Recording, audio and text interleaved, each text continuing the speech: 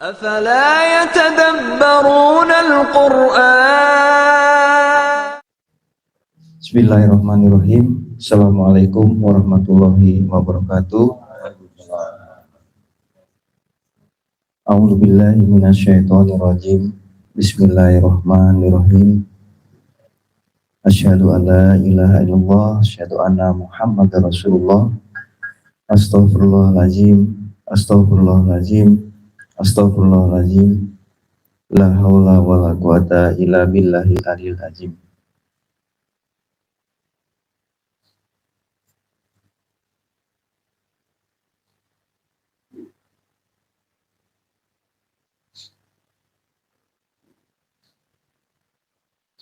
Alhamdulillahirabbil alamin. Pada kesempatan malam hari ini kita masih diberikan kesempatan untuk bisa hadir di Makom dalam keadaan sehat lahir maupun batin. Semoga apa yang kita laksanakan pada malam hari ini Allah ganjar dengan berlipat-lipat ganjaran. Terima kasih kepada pembawa acara yang telah memberikan kesempatan dan waktu pada saya untuk membacakan Papaka Merasa Tunggal.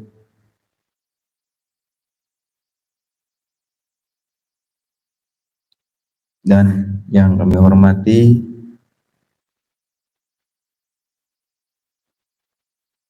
pembina kita, Om J. Semoga Om J dan keluarga selalu diberikan sehat lahir dan batinnya, dan semoga apa yang menjadi cita-citanya dikabul oleh Allah Subhanahu wa taala. Dan yang sama-sama kita hormati pembimbing kita Om Ir. Semoga apa yang dicita-citakan Om Ir, apa yang diharapkan, tentunya yang selalu menjadi harapan dan cita-cita adalah masing-masing dari ikhwan-ikhwan semua bisa merasakan atau mempraktekkan apa yang kita pelajari di PPAI ini.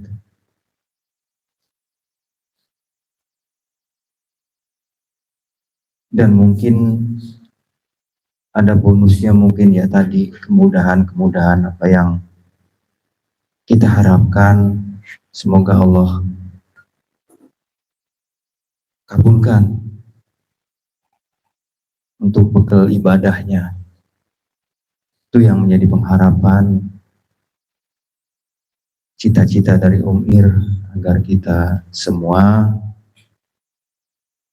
bisa merasakan atau mempraktekkan apa yang telah dibukukan di Papaka Merasa Tunggal ini. Dan yang sama-sama kita hormati para pengurus, ketua umum, ketua harian, dan bendahara. Semoga apa yang menjadi cita-cita pengurus yang ingin menyediakan tempat untuk para ikhwan yang hadir di Makom nyaman, tentram, aman, itulah cita-cita para pengurus tentunya, dari ketua umum atau yang sehari-hari dibilang ketua harian bekerjanya gitu. Semoga apa yang mereka perjuangkan selama ini hanya Allah yang bisa membalas dengan berlipat-lipat balasan, dan semoga Allah memberikan kemudahan dari segala urusannya. Dan untuk para ustadz Ustadz Usman dan koordinator Ustadz dan Ustadz Juharsa yang malam ini tidak bisa hadir. Semoga di lain hari hatinya tergugah lagi atau bangkit lagi agar dia bisa hadir di ini makom. Oh iya, Ustadz Sabar nih punya jabatan 2 ini, ketua harian juga Ustadz juga, 2 ya, MC juga gitu, banyak juga nih jabatannya. Semoga dikuatkan dengan jabatan yang merangkap-rangkap jabatan gitu.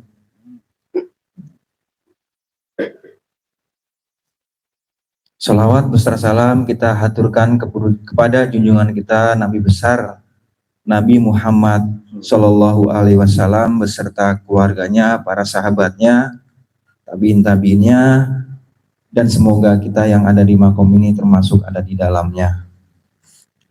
Alhamdulillah, mari kita sama-sama mendengarkan apa yang akan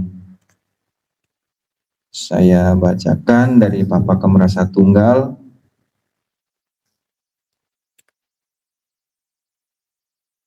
Oh iya ya, yang hadir di makom, para ikhwan dan akhwat yang dimuliakan Allah, semoga apa yang menjadi cita-cita dan rencananya Allah kabul semuanya. Amin ya rabbal alamin. Bismillahirrahmanirrahim. Malam ini Papa Kemerasa Tunggal dengan judul Etika Adab Solihin. Yang agung maha suci Allah bersifat welas asih, berupa kasih sayang. Seperti itulah rupa yang agung maha suci Allah. Jangan mencari sifat rupa yang tidak ada. Temukanlah sifat rupa yang ada, martabat welas asih. Hanya berada di dunia, tidak akan ditemukan, dijumpai nanti di akhirat. Termasuk agama tak akan dijumpai di akhirat nanti. Mau paket wujud yang mana? Sebab di akhirat sudah tak akan dijumpai wujud. Wujud manusia telah dipendam dalam tanah menjadi busuk, dimakan cacing. Solih atau soleh merupakan satu wadah yang dasarnya bersih suci. Yang agung maha suci Allah pemilik martabat soleh itu. Seumpama bermaksud serta bercita-cita hendak mendapatkan warisan dari yang agung maha suci Allah berupa kesolehan, maka kita mesti bisa menebusnya. Harus mampu berjuang, mengupas dan melaksanakannya. Sebab martabat soleh atau soleh memiliki bungkus yang berlapis-lapis, lantaran pokok intisari di dalamnya bukan merupakan barang murah, yaitu barang yang antik sangat berharga. Menebusnya dengan jalan rupa rasa takut dan kekhawatiran kepada yang agung maha suci Allah, atau kalau bahasa Sundanya kasian, bukan kasihan ya, kasian. Mengalami rasa kaget, terkejut, heran, karwas, mendapatkan rasa sakit di hati, kanyeri, menerima rasa pedih di hati, kaperih, mengalami rasa terpuruk, keterpurukan, lara, mendapat rasa malu dan dipermalukan dengan ejekan hina, celaan, fitnahan, atau wirang. Kesengsaraan atau sengsara, merana atau tunggara. Jadi kalau kita ini kasien, karwas, kanyeri, kaperi, lara, wirang, sangsara, dan tunggara. 8 ini ya. Seumpama 8 perkara di atas tidak kita alami, maka kita kudu kuat sing kuat jang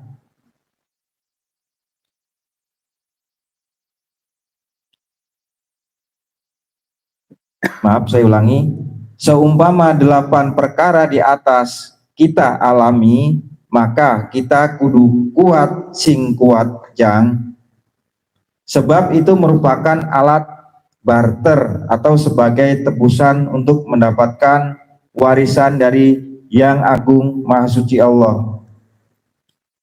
8 perkara itu juga merupakan ujian dan cobaan dari Yang Agung Maha Suci Allah.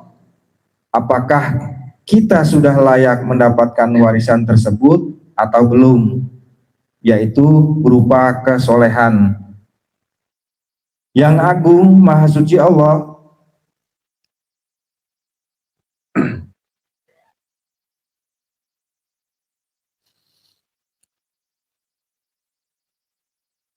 saya ulangi lagi, apakah kita sudah layak mendapatkan warisan tersebut atau belum, yaitu berupa kesolehan Yang Agung Maha Suci Allah.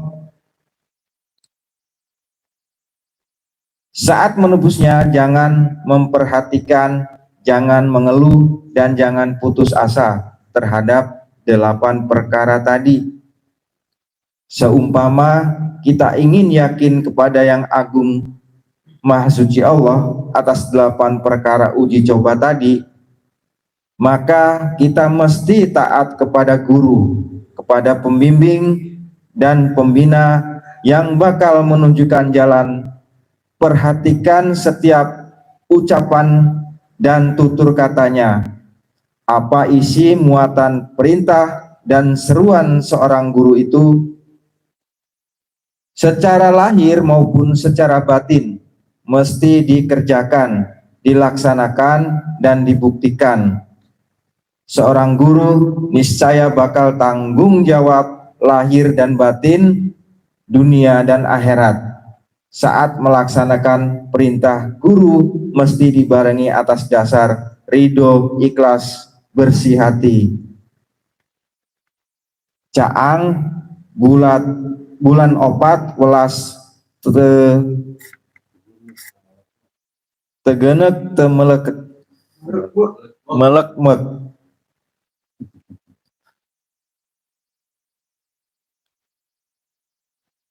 Bila mana seluruhnya dilaksanakan dan dipenuhi, tentu bakal yakin sepenuhnya kepada Yang Agung Maha Suci Allah.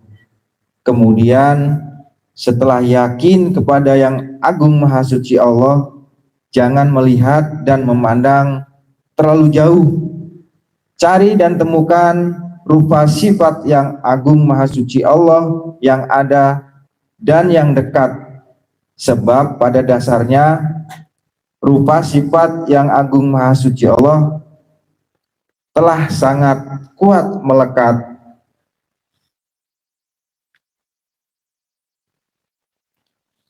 Alhamdulillahirrabbilalamin.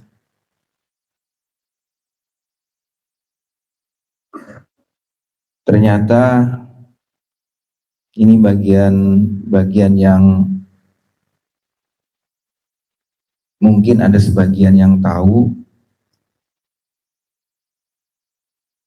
dan sebagian ada yang belum mungkin. Makanya mudah-mudahan dengan yang kita dengarkan bersama-sama, kita bacakan tadi ini, semoga bisa mengerti dan paham jalannya kita menuju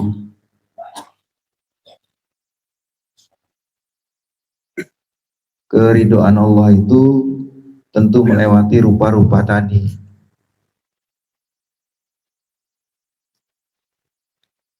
Tujuh asnaf yang kita jalani atau tujuh perkara yang mungkin bisa kita temui sehari-hari itu dalam kehidupan, termasuk kasihan tadi kan, karuas, kaperi, mungkin ya sering kita mengalami karuas, kaperi itu, atau khawatir, kekhawatiran ada yang berlebihan gitu, ketakutan yang berlebihan gitu. Pada saat seperti itu, kalau kita menjauh atau kalau kita tidak mendekat dengan saudara-saudara kita yang satu tujuan lah istilahnya di YPPI itu kan, satu tujuan gitu, mungkin kita akan tidak kuat menerima yang 8 ini, karena luar biasa ini barangnya gitu. Bukan maksud Allah itu tidak sayang kepada diri kita, itu bukan. Tapi Gusti Allah itu lebih melihat, kalau maaf, Bapak itu selalu mengingatkan yang namanya iman, takwa itu kan ada yang kita terima di dalam perjalanan kita menjalankan keimanan itu. Tentunya ada yang namanya tadi perjuangan tadi di dalam melaksanakannya. Perjuangan itu tidak hanya tenaga saja, materi, pikiran yang kita curahkan di situ, termasuk perasaan kita korbankan di situ. Makanya Pak Ustadz Usman sering menyanyikan lagu Roma Irama gitu. Pernah menyanyikan lagu Roma Irama dalam judul dikorbankan gitu, kepentingan diri pribadinya gitu demi untuk kepentingan agama gitu. Pak Ustadz termasuk yang sudah bisa melewati itu gitu. Bagian dari kepentingan pribadinya itu sudah. Nah, inilah sosok-sosok yang sudah bisa merelakan kepentingan dirinya untuk agama. Kita harus tidak tutup diri, kita harus tidak tutup mata. Kita bisa melihat siapa-siapa yang bisa kita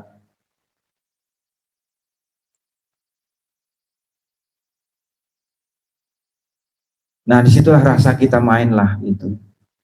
Kalau Bapak mah bilang hargai kesanggupannya gitu, termasuk mungkin kalau saya jadi Yono aja lah, umpama megang bendahara, belum tentu saya sanggup. Makanya menghargai kesanggupan itu ada yang harus kita laksanakan yang lain gitu, tidak hanya menghargai doang gitu. Kalau menghargai kan otomatis masa masih ada harganya, ntar ditanya sama Ustadz gitu kan. Sedangkan kita kan nggak perlulah harga itu kan, tidak perlu gitu. Ya nggak, penghargaan dari makhluk itu kan nggak boleh kan Pak Ustadz ya. Kita mengharap penghargaan dari makhluk kan nggak boleh. Kita hanya mengharap ridho dari Allah Subhanahu wa Ta'ala, keikhlasan dari diri kita melaksanakan apa yang kita jalankan. Ini luar biasa lah pokoknya, yang 7 perkara ini sering mungkin kita sedang ada di posisi kanyeri di sini, kanyeri ya. Mungkin kita juga ada di posisi kapri gitu. Tapi masing-masing dari ini ada tertulis gitu. Perih itu termasuk sakit juga ya, pedih ya. Ya ada sakit gitu kan, termasuk juga lah di situ. Dalam posisi mengalami penderitaan yang 8 ini, Bapak mengingatkan gitu. Pada saat itu iman kita taruh di mana gitu. Kalau kita mengalami gitu dari 8 perkara ini gitu, kita diingatkan lagi serma almarhum, di mana iman kita pada saat itu yang tadinya kita yakin gitu, meyakini bahwa Gusti Allah yang kita sembah, bahwa Gusti Allah tempat kita berlindung gitu. Apakah kita tetap di situ hanya bermohon dan berlindung kepada Allah dan mengaku takluklah bahasanya kepada Allah, menerima ridho gitu. Nah disitulah baru kekuatan yang namanya iman gitu. Kita tidak mencari di luar-luar gitu. Artinya gini, dalam kita kesusah, banyak kita konsultasi ke sana kemari, konsultasi ke sana kemari gitu. Yang akhirnya kita bukan mendapatkan solusi, tapi mendapatkan satu degradasi ya, atau penurunan malah keyakinan gitu. Makin kita mundur gitu keyakinannya. Makanya nah ini Bapak ngasih wejangan itu, kalau ada sesuatu yang kita alami dalam hidup yang terasa berat oleh kita gitu, kita ngadu sama Allah, mengadu, ngobrol lah, bahasanya ngobrol gitu, seperti kayak kita ngobrol sama seseorang, seolah-olah kita bukan sok akrab, tapi kita mengakrabkan diri gitu kepada Allah di setiap saat ya, bukan hanya kita di saat kita sehabis sholat saja, setiap waktu, setiap saat, setiap detik gitu kita upayakan gitu, eling kita gitu. Makanya sebelum ini semua dibacakan kan, kita di setiap ikhwan itu dikasih kunci yang namanya TBS, Ta'ud Basmalah Sahadat. Nah dari situ mungkin bisa dipelajari, dikupas gitu, di ini apa itu yang namanya tawaud itu. Tawaud yang kita sering baca itu a'udzubillahi minasyaitonirrajim, bismillahirrahmanirrahim, asyhadu alla ilaha illallah, asyhadu anna muhammadar rasulullah, astagfirullahaladzim, astagfirullahaladzim, astagfirullahaladzim, la haula wala quwata illa billahil aliyil azim. Nah, itu kan kunci yang diberikan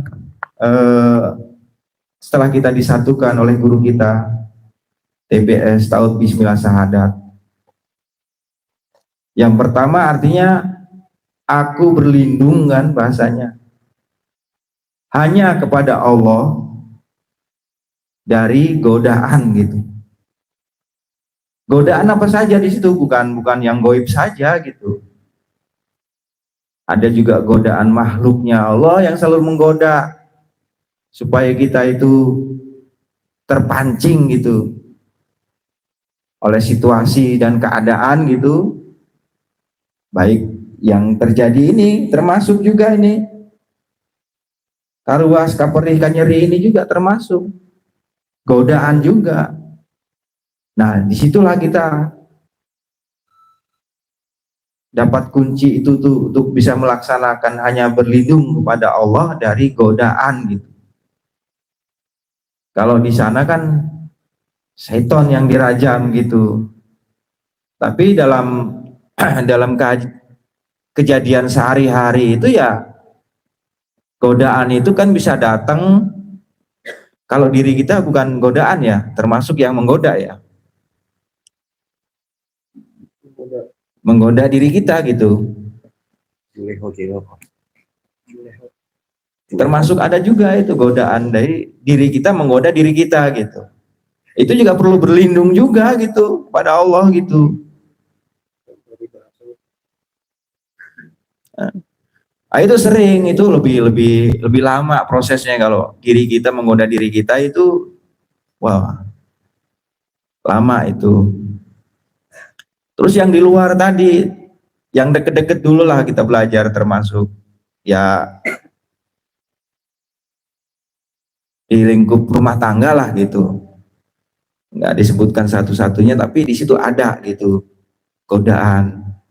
Belum kita keluar lagi kan, itu tadi kan sekasur, sedapur, sesumur itu istilah lingkungan kalau zaman dulu tuh, sekitar lingkungan yang harus kita tadi berlindung dari godaan gitu.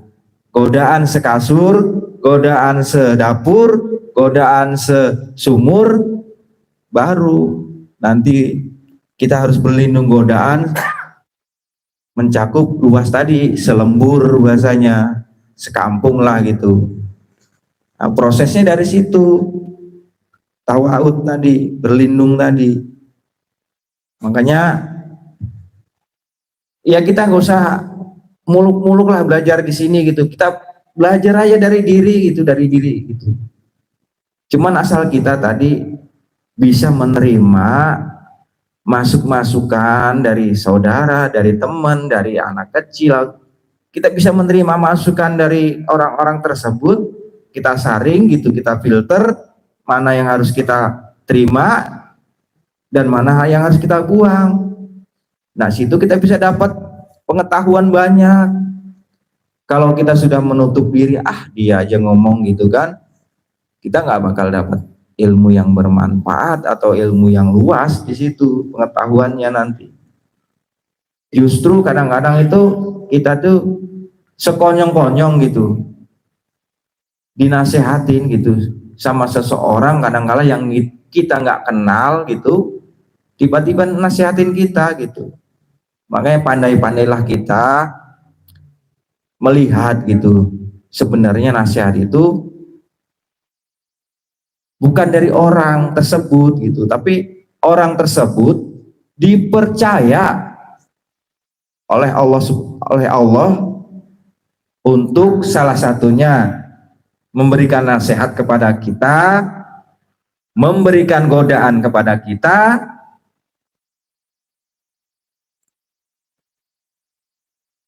itu dipercaya sama Gusti Allah itu. Cuman ada wujudnya tadi, wujudnya kadangkala kucing gitu. Itu juga bagian, kadangkala kucing di sini juga ngegoda juga. Kalau kita kurang-kurang bertawaud itu, kucing-kucing itu. Ya, dia makhluk juga kan, itu makhluk kucing itu.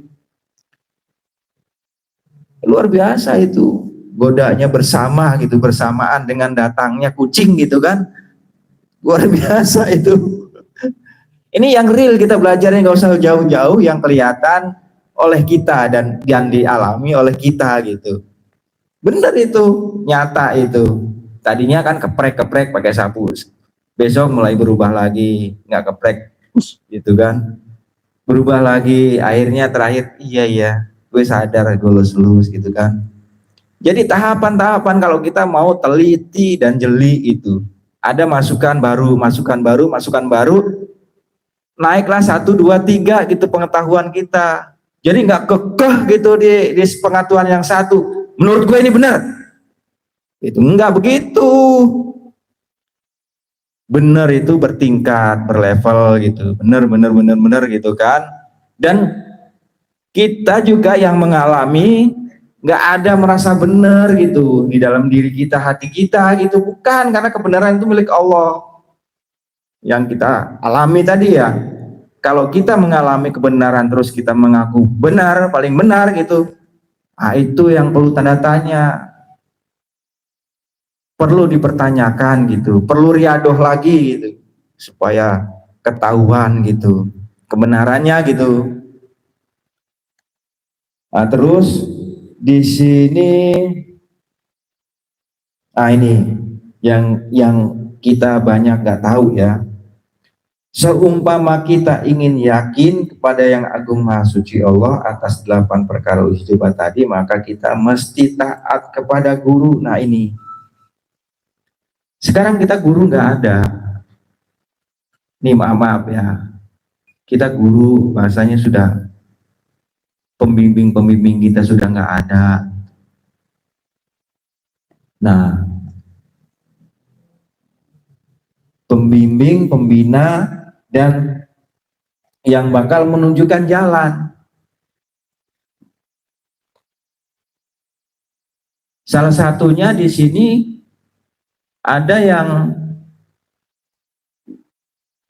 menyanggupi tidak, tapi tidak menolak. Menyanggupi tidak, tapi tidak menolak, tapi dia melaksanakan titah gitu yang diberikan oleh uak-uak kita. Jadi kita harus mulailah kalau pingin, maaf ini kan berdasarkan apa ya, analisa gitu. Sebenarnya ini nggak boleh diceritain di sini ya, tapi semoga apa yang saya ceritain ini menjadi semangat buat Iwan, karena ada kunci-kunci rahasia yang selama ini banyak nggak tahu. Kalau kita ngaji di sini perlu bimbingan gitu, perlu tuntunan. Bahkan di sini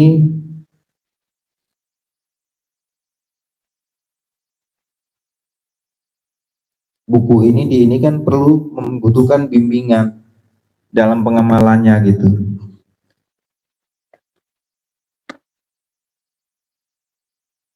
Itu kalau mau nyebrang ya, mau nyebrang ada jembatan,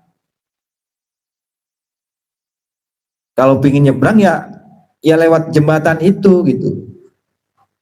Nah, tugas pembimbing ini adalah menyeberangkan gitu sampai lewat jembatan itu.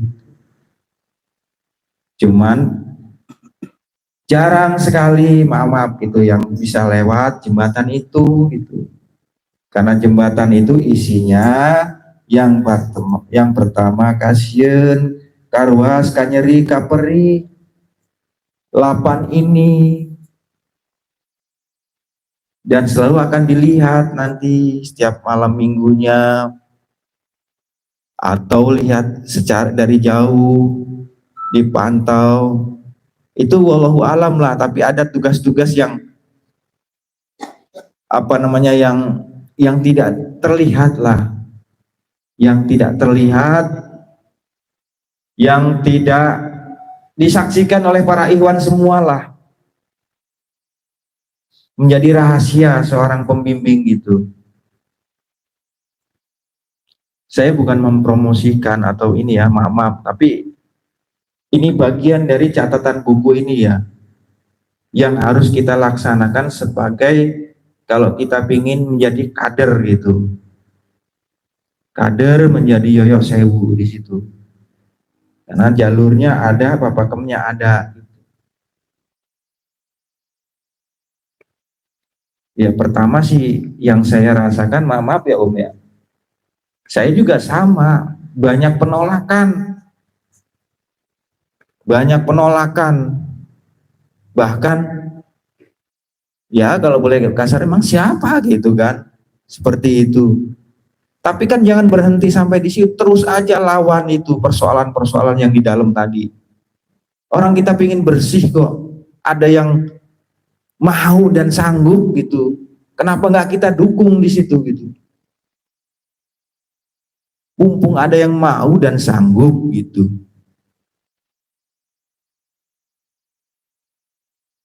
Kenapa kita nggak kita dukung? Atau kalau yang nggak mau mendukung mungkin mau di depan atau gimana gitu? Para Iwan, ada mau yang di depan yang menggantikan posisi di depan gitu? Barangkali ada yang mau? Nggak mudah, nggak gampang, saudara-saudara. Maaf, baru merasakan ngap sedikit aja saya udah kelimpungan. Ngap bukan berarti penyakit, bukan ya?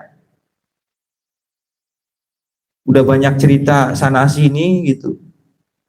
Ini tiap hari yang dirasakan ngap itu. Tiap hari. Makanya ada pernah pengalaman, ini saya ceritain, pengalaman almarhum itu bapaknya Darwin, itu disuruh menggantikan posisi bapak di majelis. Jadi beratnya seorang guru itu di situ, biar dirasakan oleh bapaknya ini, waktu itu digantikan posisi di depan gitu. Itulah almarhum Pak Norman itu langsung hormat sama bapak, sanggup gitu melaksanakan itu. Bahasa almarhum Pak Norman yang diceritakan itu adalah, kalau menyusun bata itu gampang karena bata itu benda yang tidak melawan di situ. Disusunannya nurut gitu. Tapi ini yang namanya Ikhwan gitu, ratusan lah gitu. Udah disusun sama bapak gitu, loncat lagi. Udah disusun ke sini, loncat lagi. Jadi yang loncat itu siapa gitu, artinya gitu. Ya tadi, tujuan awal tadi yang ingin selamat, ingin diampuni dosa, dia berubah haluan gitu. Karena kemudahan yang diberikan di luar sana, sehingga dia lupa kepada tujuan utama, ingin diampuni dosa tadi. Kalau yang kemudahan itu kan bonus sebenarnya, bonus dari Allah gitu, untuk bekal gitu, bahasanya kan untuk bekal gitu, bekal ibadah kita.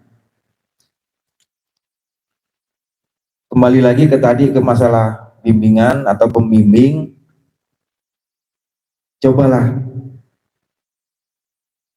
kalau ingin merasakan gitu nikmatnya, yang namanya nikmatnya agama gitu, cobalah mendekat gitu, cobalah bertanya. Karena walaupun di sini hanya membimbing, tapi punya tanggung jawab lahir dan batin gitu, untuk bisa menyeberangkan gitu, menyeberangkan rasa tadi.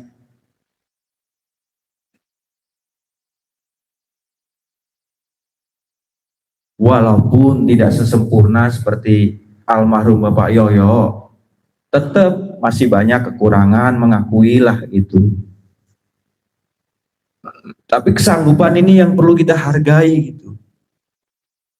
Kita tabek lah gitu dengan kesanggupan ini. Sanggup menanggalkan gitu kedikjayaannya gitu tentang dunia gitu, ditanggalkan, ditaruh di gantungan baju gitu. Kalau masih ada berpikiran kok nggak seperti dulu, seperti almarhum bapak, Pak, nggak seperti almarhum wak gitu. Satu, beda zaman, karakter berbeda-beda, kita harus melihat di situ. Nggak bisa seperti saya suruh jadi Yono, seperti nyupirin gitu, nggak bisa, karena saya nggak bisa nyupir.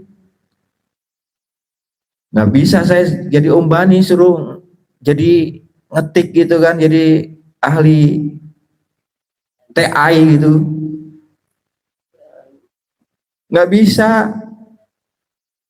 Masing-masing dari kita punya potensi itu di dalam agama itu, masing-masing dari kita punya potensi. Seperti ya kasarannya kerjaan kita aja kan berbeda-beda dari pekerjaan. Pekerjaan kita berbeda-beda, tapi tujuannya kan sama untuk menghasilkan gitu. Dari pekerjaan tadi kan ujung-ujungnya hasil yang kita cari kan. Walaupun prosesnya tidak kita lihat hasilnya gitu di dalam pekerjaan. Tapi di dalam agama atau di YPPAI ini yang namanya proses itu kayaknya berat banget gitu. Ngaji di sini ada yang bilang kok tambah susah kita. Padahal kita sudah tijarah, sudah beramal tapi kok tetap susah gitu. Nah, itu perlu tanyakanlah gitu. Tanyakan, mohon apa namanya arahan lah kalau di Sekatawa gitu. Kalau kata Mang Mul mah arahan-arahan malah diledekin gitu kan. Karena kan kita ingin jadi seadat ya, sahadat gitu, bersaksi, menyaksikan gitu. Kalau versi ya Sundanya tadi seadat ya sama, tidak ada perbedaan. Kalau kita sudah satu, makanya kan rasa tunggal tadi sebenarnya. Kalau ingin merasakan ya merapatlah, itu aja mungkin poinnya gitu. Karena selalu disebut agama itu ada umum, khusus, rahasia gitu. Saya pun mendapatkan yang rahasia-rahasia tapi nggak boleh dibongkar karena rahasia.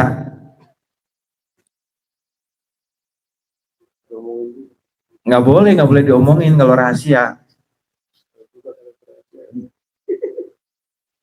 Banyak yang didapatkan secara rahasia pengetahuan. Sering dibahas di malam Jumat, malam Sabtu. Ternyata yang dibahas itu telah kita lewatin gitu, atau kita alami, dikupas di sini. Wah pas nih berarti kan cocok apa yang kita alami. Ada juga yang wah ini cocok, tapi saya waktu itu eh, masih terbawa oleh godaan itu gitu. Berarti saya harus memperbaiki lagi gitu. Sering itu seperti itu. Makanya nggak bisa diceritakan karena rahasia gitu. Cobalah, mari kita bersama-sama. Makanya Om Irwan juga kan bilang kita bersama-sama selalu gitu. Nggak nggak nggak nggak mau juga Om Irwan itu jadi guru gitu. Artinya cuman nggak mau juga diguruin gitu kan. Kalau kita nguruin yang bimbing kan kualat. Ini sebenarnya kita latihan gitu, latihan kita menerima, ridho, ikhlas. Dibilang ini besar juga, permasalahan besar juga besar untuk kita di dalam kita belajar ilmu di YPPA ini. Karena saat ini ya inilah gitu yang harus kita ini gitu. Kalau kita pingin terus itu bisa manjang dan bisa nyampe ke kita, bisa nurun lagi ke anak kita, saudara kita, terus nyambung terus bersinergi gitu. Makanya kita harus cari tahu dulu biar ngalami apakah rasanya sama, apakah ilmunya sama yang diberikan gitu. Mungkin kalau di dalam prakteknya mungkin dengan gayanya masing-masing lah gitu. Berat emang ini. Berat tanpa ada ridho ikhlas tadi ini. Karena dilaksanakan, dibuktikan seorang guru niscaya bakal tanggung jawab lahir dan batin dunia akhirat. Saat melaksanakan perintah guru mesti dibarengi atas dasar ridho ikhlas bersih hati. Ini perkara-perkara yang kemarin juga saya baca itu perkara mengingatkan. Sekarang ini jalannya ini jalannya untuk yang kemarin gitu. Bahwa kita jalan menuju ke sana, lewatnya ya tadi ini. Lewat yang namanya kesulitan, kepahitan gitu. Kalau di tukang jamu, udah sering banyak orang cerita itu, kalau kita minum jamu, jamu pahitan gitu, biasanya itu nggak ditawarin lagi. Meminta yang manis nggak gitu, nggak ditawarin, langsung disodorkan. Penawarnya manis gitu. Kalau kita mengalami satu kepahitan gitu, satu penderitaan, yakinlah di situ bahwa akan datang pertolongan atau manislah disebutnya tadi. Pasti akan mendapatkan kemudahan gitu. Gimana kalau belum yakin-yakin juga?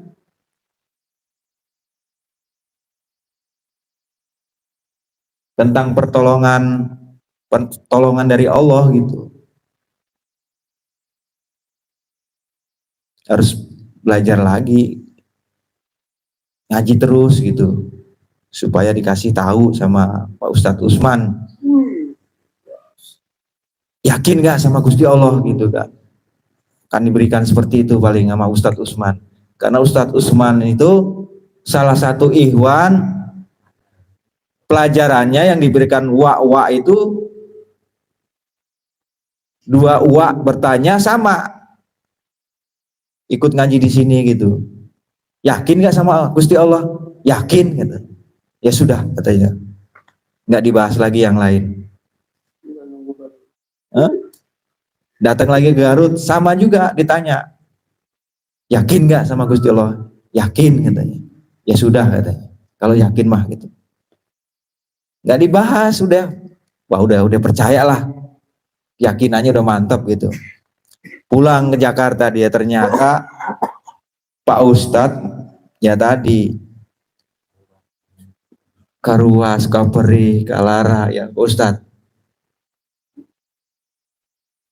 Alhamdulillah Pak Ustadz masih bertahan gitu. Semoga Pak Ustadz diberikan selalu kekuatan lahir dan batin supaya menjadi penerus-penerus YPPAI. Karena sudah saatnya Pak Ustadz ini keluar rumah lah, jangan di dalam rumah terus. Artinya dengan modal semua ya, bukan Ustadz saja. Artinya kita cobalah menjadikan satu orang membawa 10 atau 5 atau 7 gitu dari ikhwan gitu. Pak Ustadz mah udah luar biasa kemampuannya. Tinggal colek-colek sedikit juga orang takluk. Kalau nggak takluk kasih gini aja Pak Ustadz, jurus ini. Para ikhwan yang dimuliakan Allah dan akhwat juga yang dimuliakan Allah Subhanahu wa taala, mohon maaf atas segala apa yang saya bacakan atau saya jelaskan, tidak ada rasa di diri saya untuk menggurui, tapi berbagi yang namanya kita belajar di YPPAI ini, yang selalu saya sebut ada bimbingan, ada tuntunan. Bimbingan dan tuntunan itu yang membimbing bertanggung jawab lahir dan batin, tidak hanya lahir saja tapi batin. Tapi tergantung dilihat dari ikhwannya juga. Andai kata ikhwannya menerima, ikhlas ridho tadi, insya Allah gitu. Tapi kalau menolak ya tidak lahir dan batin juga, karena ada penolakan. Tentu ya kebalikannya juga gitu. Pasti ada, setiap nanam akan memetik. Ada juga yang nanam tidak memetik, berarti kan tanaman orang gitu, di kebun orang gitu. Makanya mari ya, saya selalu berbicara mari sama-sama ya, bukan saya yang paling hebat atau paling ini, bukan. Artinya kita bersama-sama saling belajar bahwa kita butuh gitu seorang yang namanya nyebrang gitu. Bukan berarti nyampe ya, nyebrang. Nyebrang itu ya kalau dibilang bisa merasakan yang namanya rasanya lapar batur. Satu itu. Kesananya nanti apabila riadoh akan menemukan rahasia-rahasia yang bisa kita rasakan gitu. Baru di situ ditanya, nah itu nyebrangin gitu maksudnya. Nggak sampai di situ aja, nanti ada dites-tes juga. Itu mah ya terserah yang membimbing gitu, bukan berarti dia semaunya sendiri, tidak. Ada papakemnya, ada tuntunannya juga, yang bimbing juga berdasarkan apa yang didapat dari guru. Pasti yang waktu masih jumeneng karena kedekatannya, nah itu dikasih rahasia-rahasia yang rahasia gitu. Nah itu yang kita nggak tahu, kita masih melihat sosok gitu. Jangan lihat sosoknya, lihat perjuangannya gitu. Andai kata gitu, saya bolak-balik Bogor, Jakarta, setiap minggu sekali. Yang deket aja Jakarta, sini aja kadang saya masih bolong gitu. Ini nggak bolong gitu, berarti udah kita buktikan gitu. Dia teruji gitu bahasanya. Maaf Om ya, saya ceritain Om ya.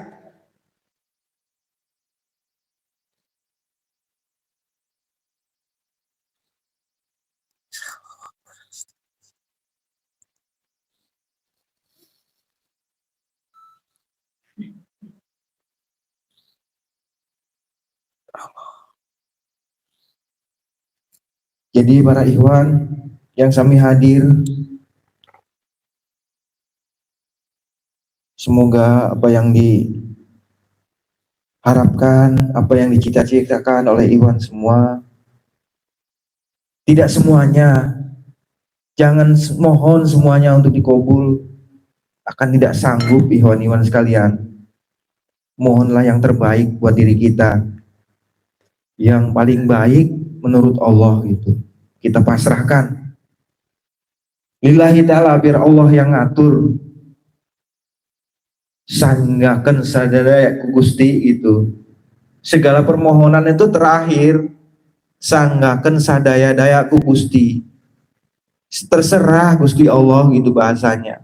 Hamba terima segala daya.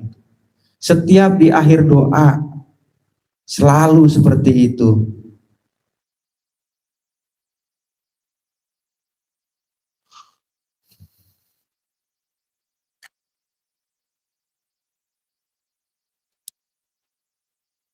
Kembali lagi ke tadi masalah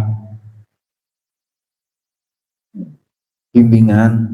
Ini sih saya mengingatkan gitu. Barangkali gitu ada ikhwan yang ingin merasakan gitu,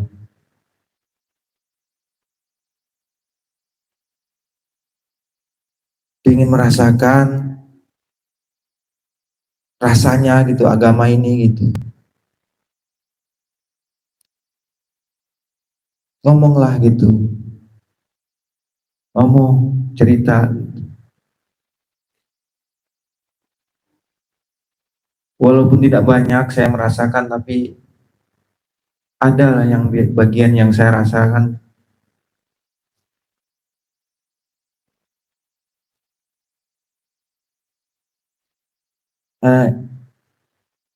Sangat sulit untuk diceritakan karena banyak halangan-halangan yang menghambat gitu. Saya tidak bisa menembusnya gitu, halangan-halangan itu. Tutupan-tutupan itu tidak bisa saya tembus gitu. Semoga kita semua yang ada di makom ini berlapang dada, membuka hatinya agar cahaya ilahi itu masuk, tidak menjadi yang dinamakan cover dirinya gitu. Kafir itu bukan untuk orang lain, tapi kafir untuk dirinya. Dia menutupi dirinya gitu. Cover gitu, mengcover dirinya gitu, menutup gitu. Membentengi dirinya gitu. Seolah-olah jangan ada yang masuk ke dalam dirinya. Padahal yang namanya kita mau masuk, kita buka itu dada kita seluas-luasnya. Supaya ilmu ilahi itu bisa masuk. Tidak mempersempit diri kita gitu. Para ikhwan, hanya ini yang bisa saya sampaikan, lebih dan kurangnya saya mohon maaf, karena saya juga masih banyak belajar di sini, masih banyak menyimak, mempelajari, masih banyak kekurangan. Mohon dibukakan pintu maaf yang seluas-luasnya atas kehilapan ucapan dan tindakan saya. Terima kasih, lebih dan kurangnya saya mohon maaf. Assalamualaikum warahmatullahi wabarakatuh.